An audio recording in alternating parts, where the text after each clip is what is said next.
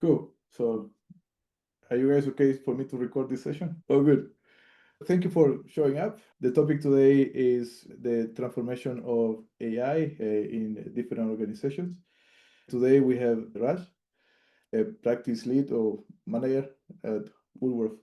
So he's going to talk something around API and AI integration, and that's going to be one more use case for us to put in practice later on. Now, I'm going to talk about digital and AI transformation, and hopefully we can make something interactive. So let's continue. So a little bit of housekeeping. So for those people behind the camera, so if you guys can turn on your camera and maybe say hello for a bit. You don't have to keep it on all the time. It would be nice to see your face and a nice smile. Cool. Nice. Now, as I said, Raj has a Substack. So if you guys want to keep updated on what Raj has to say, you can follow him on Substack. You can just scan the QR code and you can subscribe to his Substack page. And you can also subscribe to another Substack, which is mine. It's called Test Dojo. I document my journey with AI. So that's something that I will encourage you to go and see. And this is the last QR code, at least for this section, I promise. So if you can scan this QR code, this hopefully is going to be an interactive session. So you can interact with me as I'm going through the presentation. Nice. I can see some hearts. That's great. I can see 3 people sign up. Cool. Get 5, 4, maybe one more. Cool. Let's continue. Now, which of these options resonate the most with you? Do you have an apocalyptic view around AI? Are you skeptic or over-optimistic? Oh, we got the first volunteer, over-optimistic. None of the above. So which one would it be, Dara? Realistic.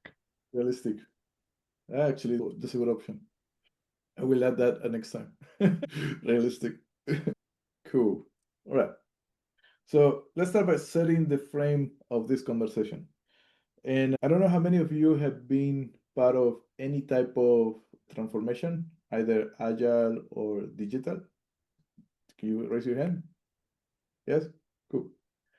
Quick story. When I was working at PayPal, I was part of the first agile transformation. And they were transforming the way PayPal was working from a waterfall approach to a more modern and agile ways of working. So that was quite a nice experience. Then in 2015, I arrived to New Zealand and I discovered another transformation. And this time was the digital transformation, and most companies were going through that, especially banks. So this is my time at ASB, and I was part of the digital transformation at ASB when they were modernizing some of the customer experiences. Most of the stuff that you can do in branches, now you can do it from the commodity of your phone device, or either phone or computer. But now, what is actually a digital and AI transformation? It's a process of developing adaptive governance, organizational technology, and people-based capabilities that allows a company to continuously improve its customer experience and lower its costs. To achieve what? It's very simple. To achieve a sustainable competitive advantage.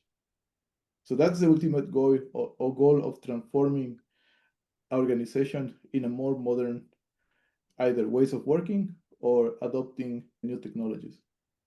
Now, here there is an important concept, which is capabilities.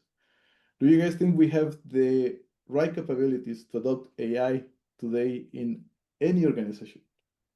Are we there yet, or we need to build those capabilities? What do you think? Not all organizations are ready for transformation. Or Yes, some of them need to build these capabilities. exactly. Most of them are experimenting, I would say.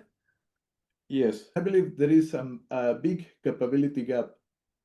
So in order to bridge the gap, we need to develop the people inside the organization so they can adopt either AI technologies in a safe way.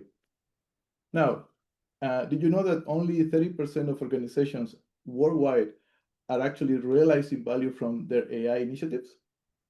So what it means is 70% of all organizations actually fail to do so.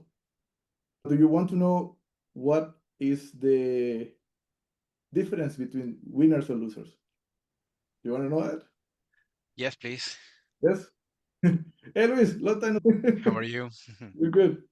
I was struggling to connect. I'm glad that I'm here now. If you want to interact in the chat, it's quite easy. You just need to scan this QR code using your phone, because I will ask some questions on the way. You can press either like or the heart. Money has joined.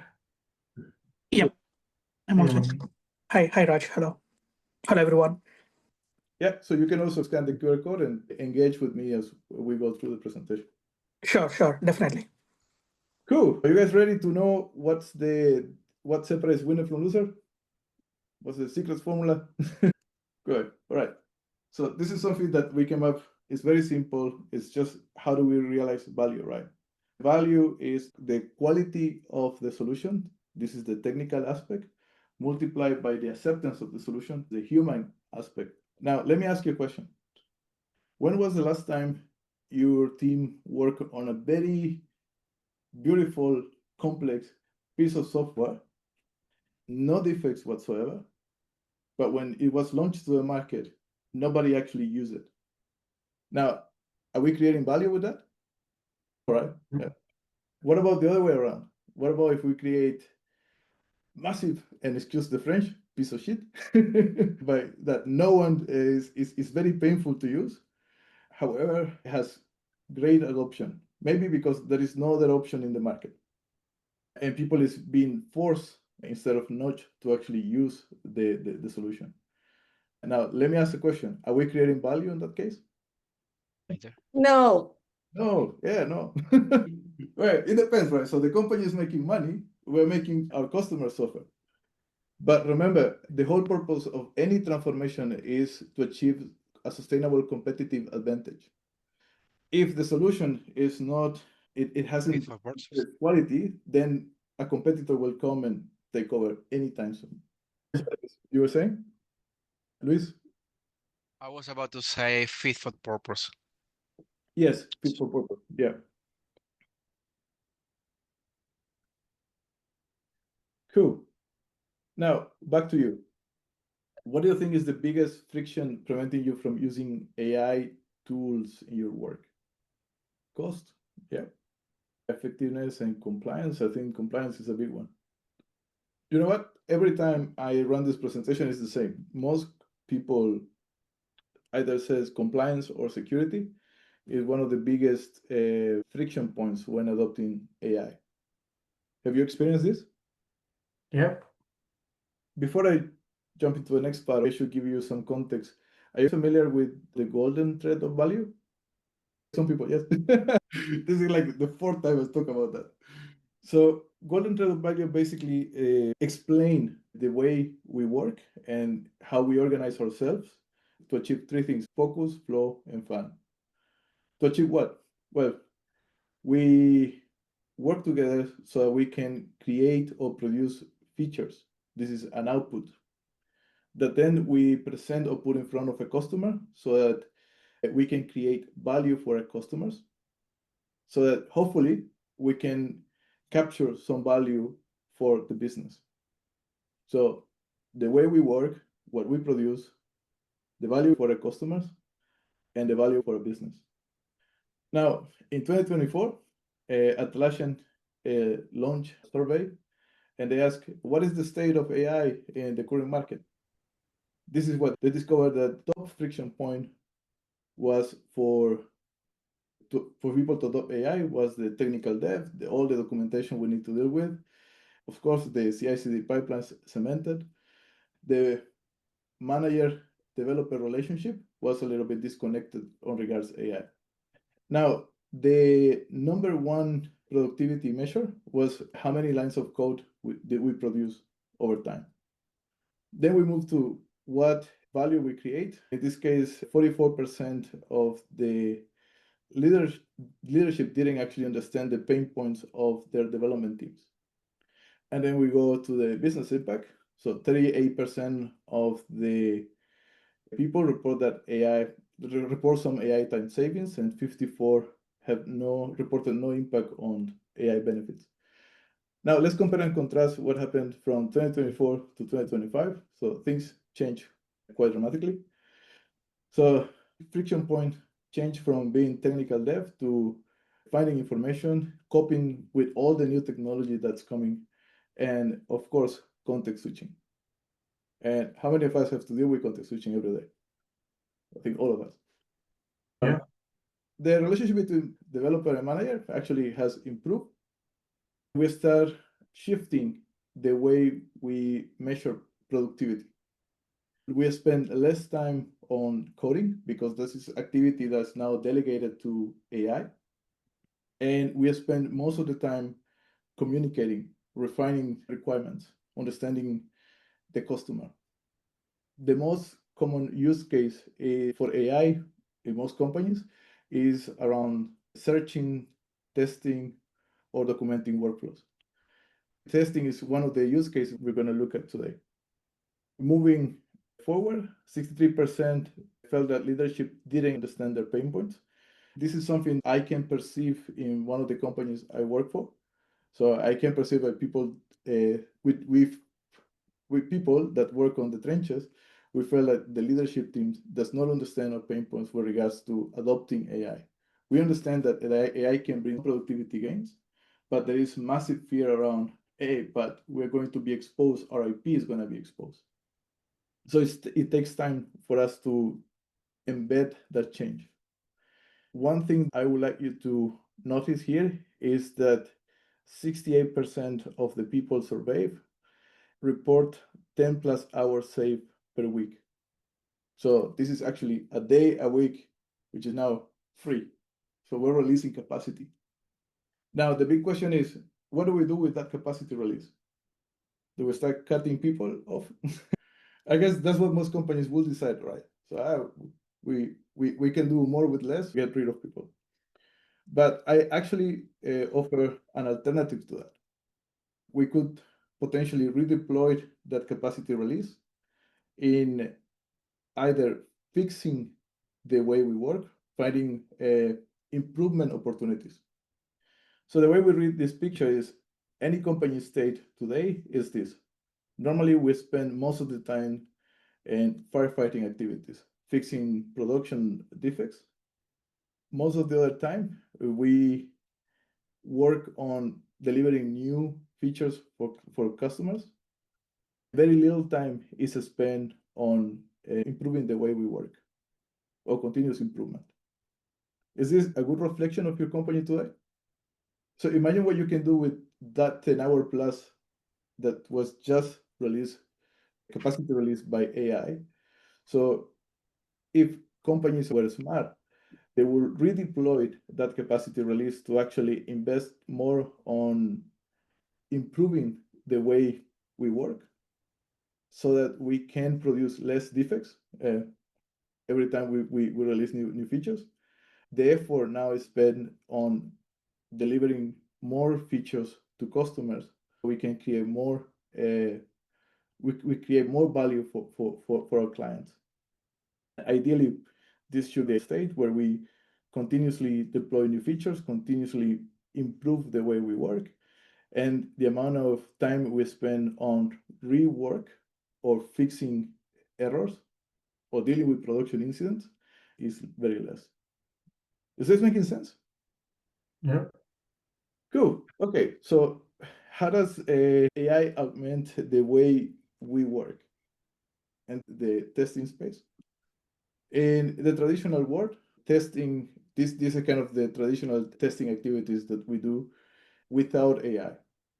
So we need to write test cases, execute them, create test data, automate the test. All these activities take time. To achieve what? To produce some test artifacts that probably will not be read by anybody at some point. Now, this is what AI-enabled testing looks like. So now that we have an invisible colleague, we, instead of creating the test cases ourselves, we curate them. And this was, okay. So now we come from writing tests to review them. And now we use our critical thinking to discard those tests that may not be too relevant for what we're trying to achieve. And as we gain more confident on AI, we start delegating some of those manual activities to agents. Now, for purpose of this session, we're going to focus on API automation tests. Rafael, I have a quick question. With traditional testing, writing test cases from scratch, being reviewed by AI-generated test case, and we are moving forward with AI-driven testing to this auto-generate test from the requirements. With AI agent, what is your process, or are you using the AI agent to generate the test cases in your real life case? Well, at the moment, no. The short answer is no. I use Copilot to generate the test for me, and then I review or update whenever it's relevant. Okay, since you're using AI Copilot for generating the test cases, what is your opinion or feedback on that, and how do you validate it is giving you the same level of test cases that you craft for the requirements or a user story that you're working on, or how you validate it is giving you right amount of test cases that required for your testing? Here's where the experience kicks in. So here's the experience kicks in, and what I do is, sorry. Can you guys hear me? Yeah. Okay, good. So here's where the experience kicks in, and I think what I normally do is, give me 2 minutes. That's fine. Now, meanwhile, to Mani, to answer your question. So basically, when we are working in AI-driven environment, so the context is important. So basically, those contexts are your BRD, business requirement document, or APIs. So a Mhm. specification is something which matters a lot. Mhm. And then, as kind of Raf says, so what kind of, so how would I say, what is your purpose? What is your outcome which you want to, kind of validate? And then AI create a bridge in between, which is like a process. So you are giving that, hey, I want this thing in this particular format, which we will be discussing this thing in just later on in this session. But yes, so those are the things which joins the gap. And just like your normal test case, you are expecting something. So we have to, go and validate that this is the expected thing. Have we got those or not? And then based on our way of writing the test scenarios, you can see those scenarios being covered or not. Okay. Yes. So those things can be done. But again, it is as good as you're writing your prompt and how you're utilizing those things. But we will cover something around this one, Mani. Okay, probably I'll catch up with you separately just to go more in detail, because I have a few ideas or opinions on how we can use it and how we can validate those test cases. I just want to understand on a very high level how you're seeing that as a result when you rely on AI or AI agent to generate the test cases. But that's okay. Absolutely. Maybe just going to give you my 2 cents, and then we move on. So 2 cents is, first of all, I will never trust the output of AI. So I will still need to use my critical thinking and apply some of the test design techniques that I know. For example, class partitioning, decision tables. All these is still relevant because that enables me to discard some of the tests that may not be too relevant for what I'm trying to achieve. Hopefully that answers your question. And again, we can. Yep. Thank you. Yes. Cool. Okay. So we're planning to launch half a day testing workshop plus 30 days productivity challenge. And if you are interested, or if you know somebody who may be interested, you feel free to scan the QR code and join the waiting list. Half a day AI testing workshop, 4 hours. 4 hours, yes. So it's like you come up with your normal laptop and take out your intelligent laptop out of the workshop. Cool. Feel free to share the link as well. Share the love with somebody that could be interested. Now, over to you, Raj. Thank you, Raf. Cool. So in upcoming few slides, I will be talking around how QA's development experience is going through this new AI wave, and we will be discussing, as Raf mentioned, around the API testing part, which we are going to cover. So if we can move to the next one. Over here, we have depicted how we are using that intelligence in our normal workflows. So from 1950s to 1980s, it's like manual coding. So you have environment or you have just normal notepad. So where you write your code and you have to do everything manually. And in the next one, so we got some of the IDs which comes out like your Vim editor or your IntelliJ and other similar IDs.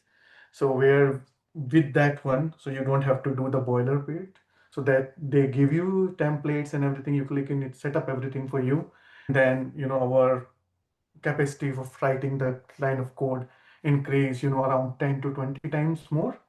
So with that, we were able to write 100 to 200 lines of code per day. In the next one, you see our intelligence, when you are typing, so code understand it. So Visual Studio Code is the first one who start building those things. And similar way, you see how it does the debugging. So it also improve our productivity of writing the code or producing the code around 2 to 3 times more. If you provide the context, if you provide more details, you can take this productivity to 2 or 3 times more. So if you have right context, right things, so it can give you more than 1,000 lines per day. And it includes how you are reviewing those. It's not just, and then if you look at it, with the current data, we were capturing people in the surveys, they have come up with 50 to 55%, they are able to do the task much faster, which I am also witnessing. And around 70% of the developer, they are using AI, whether they are consulting, whether they have their existing system where they are taking help to understand the AI, so they are using it. And then team members or this recent survey, they claim that yes, people are saying they are around 50% much more faster. So repetitive task where they have more knowledge, everything they are passing to AI where they can validate those as well. And the API workflows, this is like in testing, they said they are really seeing almost everything can be given to API with proper templates or the proper validation or proper context. Yep, with that, we are not just writing the code faster, we are thinking at higher level. So that's how it gives us the space, as Raf mentioned. So that space can be utilized for new creativity or innovative tasks as well. Awesome. So for today's demo, what we are going to do is I have selected a fake REST API. So it has few endpoints, and we will be seeing how those CRUD operation can be done. So yeah, Raf, I think you are at the right place. So this API comes with these 5 endpoints.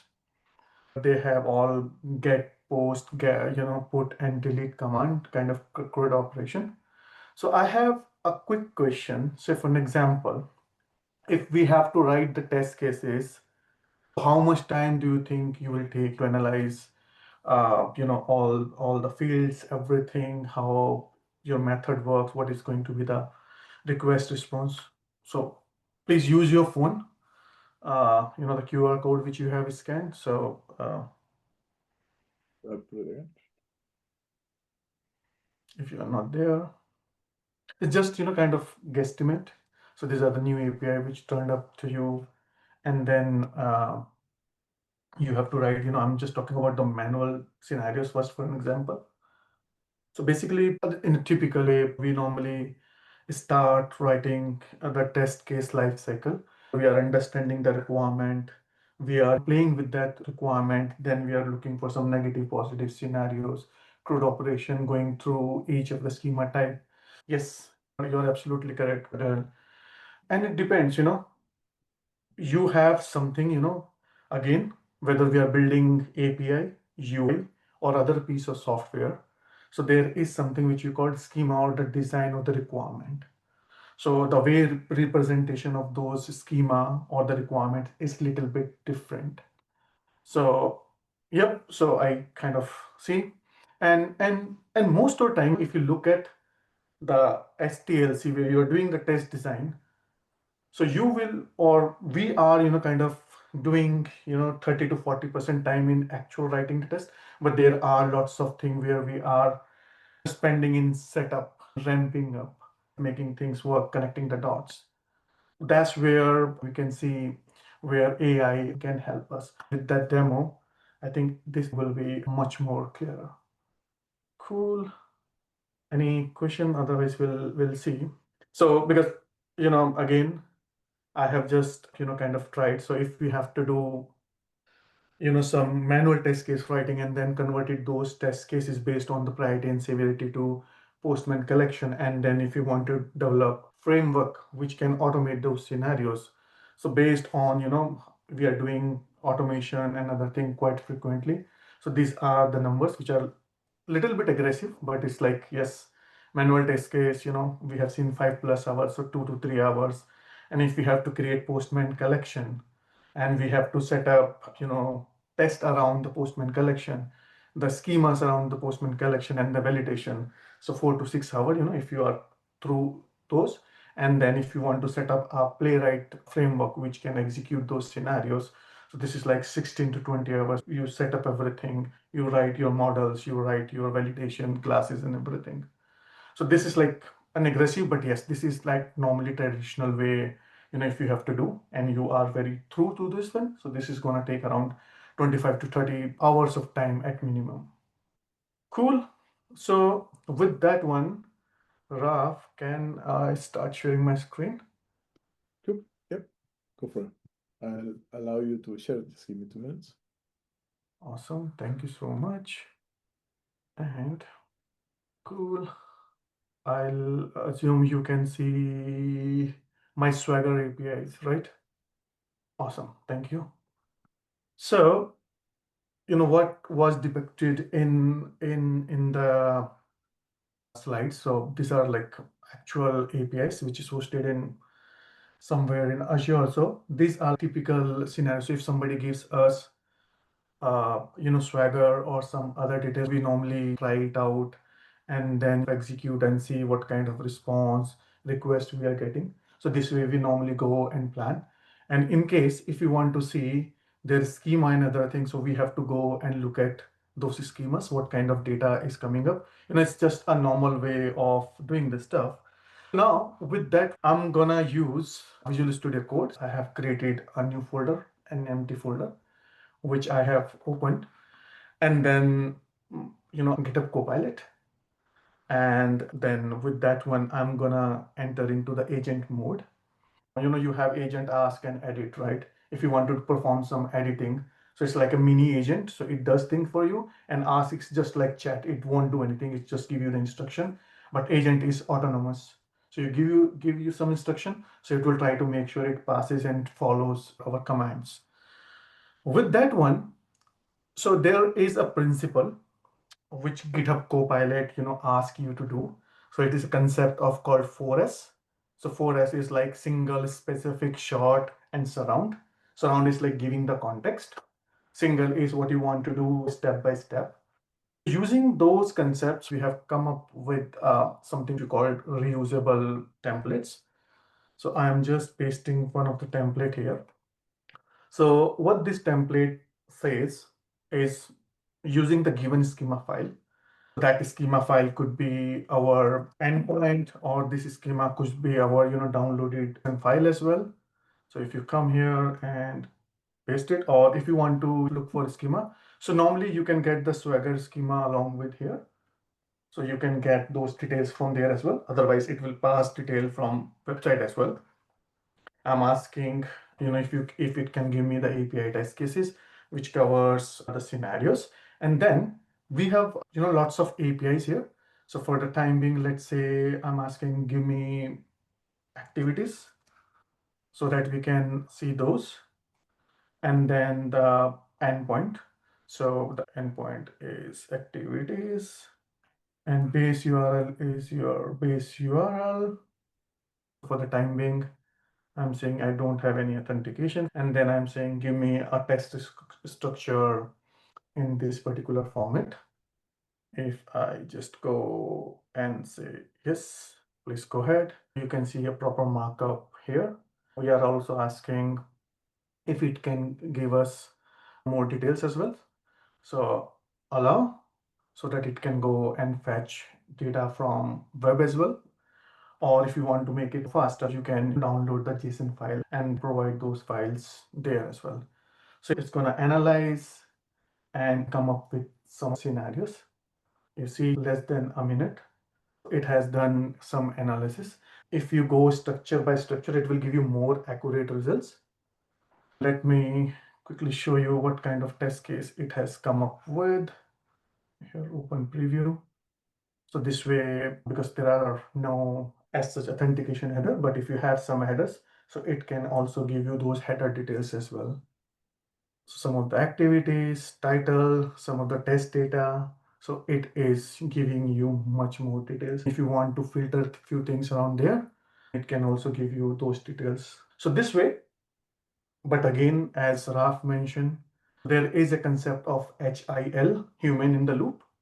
You have to validate that as well, because you know what is there, or you can have a peer review or test case review.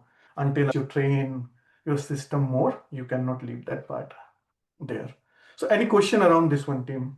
I think this is like you all are experimenting with this, but again, the way, if I run this prompt multiple times, I get 95 to 99% similar results because of the templating. Now, if we have to write or develop Postman test cases, so if you have to start up a script and then you want to write some Postman test as well. So again, so whatever thing which is reusable, we can do. I have another template which we have created. So if I go here, so what this template says, so it says, yes, I want the Postman collection. And then for the following API, so the name of the API, let's write another one just so that we can understand. I will say fake REST API, endpoints to include, author, and let's include one more, book. But I would recommend if you can go one by one. For schema file, we'll go for the URL and then the base URL. I will just hit this one and show you the prompt here. So in the prompt, I have asked, these are my API, these are my details. Give me all the CRUD operation. Sample data, just go ahead and do realistic sample data. So it will create some data for us. And then response validation. And I'm also asking if environment variables are required. So add those environment variables as well. And then in case of error or something, test those scenarios as well. And then if required, add some kind of more validation around those as well. And then a specific instruction, what we normally want to test. So we want to test that API should be performing less than this time or more than this time. So those details to be valid. And then instruction, we want a particular version of Postman, you know, if you are using different version, so you can provide those versions as well.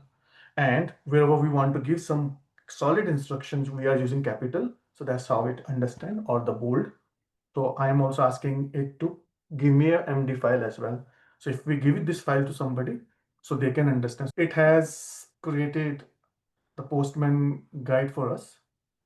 So it's saying step by step what to do, how to perform those, and it's there. So let me quickly open Postman as well. And let's go import testing demo. Still loading, let it load. Reveal in Finder. So with that one, you see the tests are there. If I open anything, you see it has created all the environment variable and everything. If you come and you say run test, it will run those tests and then it will show you a failure. If you want to see why the test is failed, this API took more than a second. So that's what it got failed as well. Otherwise, if we have to do this entire thing by yourself, then it's gonna take, so you see it has created all the validation, everything for us.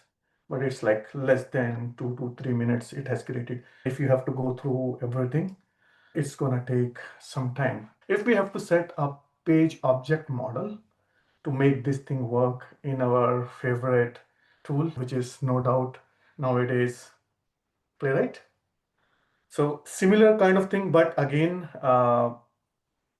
is like the good data or good structure you give to AI, good instruction, it will follow you, and then it will create the outcome or artifact accordingly. So in this one, I am saying, yes, I want a Playwright script. And another part is, Tim, you may have seen, I'm not using any MCP. So it's just GitHub Copilot with the instructions. And I'm saying create a complete Playwright TypeScript project for page object model. So I'm saying project requirement is requirement of my API endpoint. So just give that schema file here. And I'm giving a project name, same API test, list of APIs. So let's use cover photos and the last one, users, base URL, and I say none. And let me just throw this thing out so that we can see what's there. So we are saying create the project. These are my REST API things, whatever we have for the previous one, but now we are saying these are like projects of files. So we need a JSON file. We want, it is compatible with TypeScript. And then we want it to have a gitignore file and readme file with entire setup instruction. And then we are saying the framework structure is going to be like the page object model. So how the folder is going to be in src, util, types, and your fixture if you have it, any test data requirement, and then configs, and then core component is your base API class from where it's gonna extract those, and then we want to create a response validator, and then we want to have a mechanism for error handling and test data management, and then scenario which we are saying is CRUD operation. We want some kind of error handling and integration workflow. Again, we are giving our testing techniques and those breakups there. And then we are asking, just do proper type scripting, type check, and then your instruction, how you are going to execute those, and then also give documentation. So with that, it's already started creating something for us. So let me say yes, allow. So it's going to create some setting for us. And if you look at it, yep, it is creating those. And the good part about agentic workflow is it makes your task works and your detailed instruction help it to come back and look for the provided outcome. So yep, it has already started creating the folder structure. We start with the base API or base code first, so it is doing the same thing for us.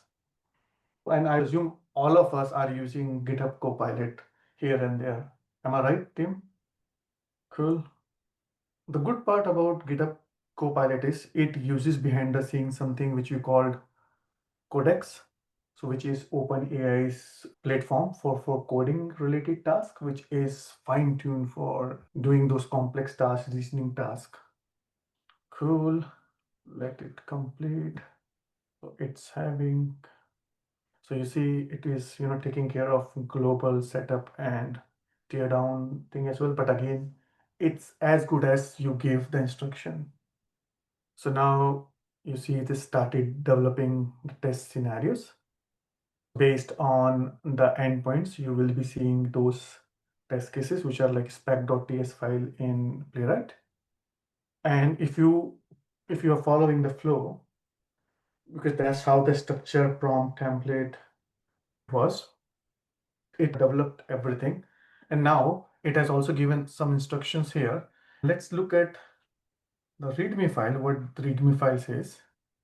Yep. So npm run, npm install. Let's quickly do this thing, and then you're done. And then if we run something, and then it can Guys, I also help us in fixing the stuff as well. Less than 10 minutes, it's ready.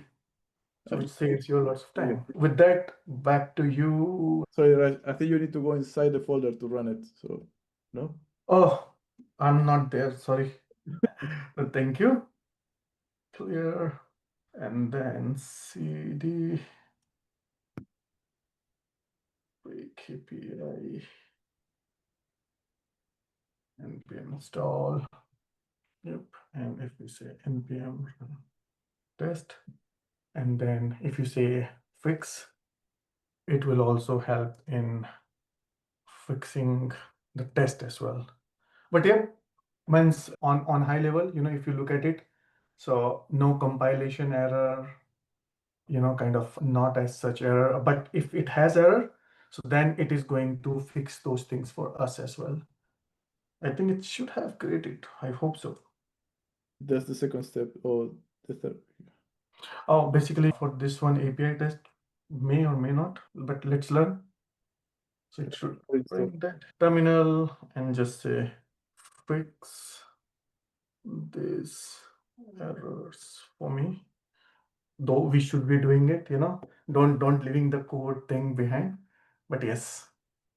So run npm run test command and help me in fixing the errors. So I clearly see a few errors here, and just say allow, but let it run. And you can override the commands like this as well, if it wants you to. How much time we are left with, Raf? I think we potentially could stop here and then we do the final closing. So it will make sure it fixes those errors, validate the response, and it kind of update the files for us as well. Yeah, I know from here it's gonna start trying to fix it and eventually it's gonna. Yes, it's gonna take a little bit time. With your knowledge, you should be able to run test, and as Mani was saying, our intervention and those things come into picture. Okay. Cool. Because I was trying to check how we can create test cases. I know you have created test cases based on CRUD operations, but there might be other scenarios for the endpoints we create based on the context. We may follow test strategy models to generate the test cases, right? Absolutely. So I just want to see how you are creating those test cases using those particular test strategy models. For example, when I'm creating test cases based on the user story, as a standard, I follow like heuristic test strategy model. Based on that, I want to create the test cases, right? So using the AI agent, how can we do that? Because that's one of the that's something validates against how the test cases are created, right? Yes, it's like, whether you want to cover different aspect of those scenarios, and if you want to do, some kind of reasoning as well, that's where if you have, how would I say, so this thing comes combined with something which we called, either instruction, or we can also say something around in Visual Studio Code Copilot is your chat modes as well. So where what you can do is you can use some kind of techniques which we call as single shot or multiple shot. So if you give those directions, give those examples, then you can start getting the use or learning of that model to that particular strategy you want to have the test cases, or some sample that use this sample and run the test.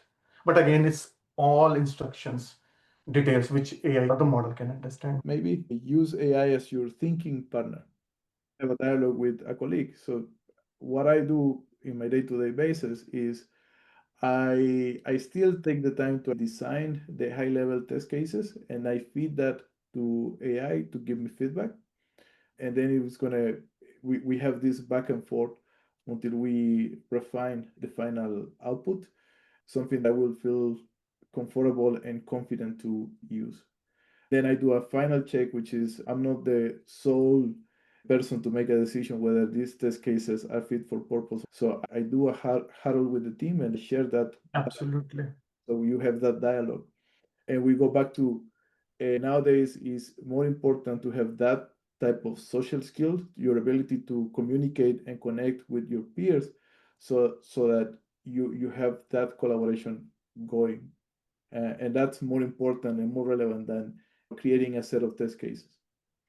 Absolutely. Because that process is, which we're talking human in the loop, Raf. So you guys are saying that it requires a human intervention to review the test cases that are created by the agent. I would say it must be Yeah, human. okay. Yes. So if you, kind of go through, the AI principles. So we have SAFE, secure AI framework by Google, or if you see AI principle by Microsoft, or there are certain things by AWS as well. So there two things are there, secure, transparent, and human validated.